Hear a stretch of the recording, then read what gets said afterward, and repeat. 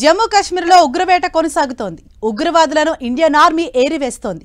షోపియాన్ జిల్లాలో 3 ఉగ్రవాదులను భద్రతా దళాలు మట్టుబెట్టాయి. చనిపోయిన 3 ఉగ్రవాదులు లష్కరే తోయిబాకు చెందిన వారిగా అనుమానిస్తున్నారు. మరో 2 ఉగ్రవాదులున్నట్లు తెలుస్తోంది. వారి కోసం సర్చ్ ఆపరేషన్ కొనసాగుతోంది. అటు పహల్గామ్ ఉగ్రవాదుల కోసం కూడా సర్చ్ ఆపరేషన్ కొనసాగుతోంది.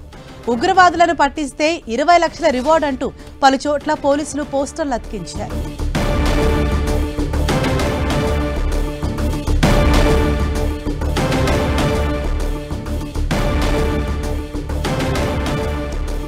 జమ్మూ కాశ్మీర్లో ఇంకా కూడా ఉగ్రవేట కొనసాగుతోంది. ఉగ్రవాదులను ఇండియన్ ఆర్మీ ఏరివేస్తోంది.